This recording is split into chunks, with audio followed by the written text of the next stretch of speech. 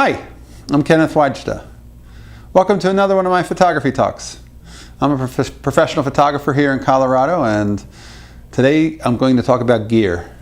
Specifically, the mighty Nikon FE. Now I don't know exactly why this is so mighty, because this camera is the camera that, of all the reviews I've done on different cameras, this one is through the roof more than any other. And I would think the FE2 would be my choice at a camera over the FE because of the faster shutter speed. But this is the camera that gets the most attention, and there seems to be a lot of interest in. So let's talk about it. It's a great camera. It's different than the FM2 in that it's got an electronic shutter instead of a mechanical shutter. So if your batteries die, you only have this one shutter speed, M90. In fact, if ever you're out and about and you're looking at one of these on a used table at a yard sale or at an antique store and the shutter doesn't fire and it won't advance, try putting it on M90. Often it'll work on that shutter speed because that's the only mechanical shutter speed it has. In the event that you have nothing else, your battery dies, it'll give you one shutter speed that you can still use so that you're not completely up the creek, so to speak. Really smart and well-built camera. I'm a big fan of the FM2, and I've used them a lot more than I've used the FEs.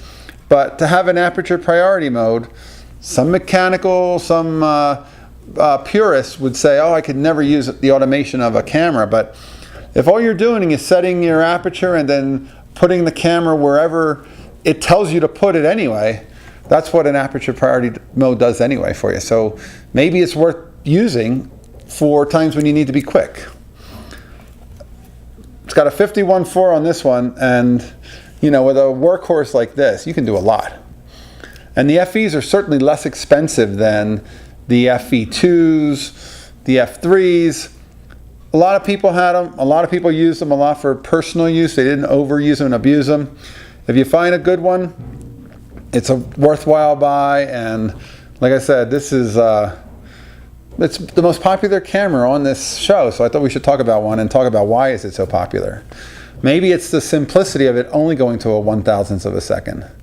And it'll take a motor drive. I used the FM2 and the FM and the FE and F2 are like those in that they also take the same motor drive, the MD12, and you get 3 frames per second on that, which is considered pretty fast back in that day. And you could shoot a whole roll of film in 12 seconds? I have to do the math. But in any case, it's certainly a solid camera, one I recommend. If you want a good camera with an aperture priority mode, if you like to control your f-stop and then let the camera work with the corresponding shutter speed, it's a solid workhorse of a camera.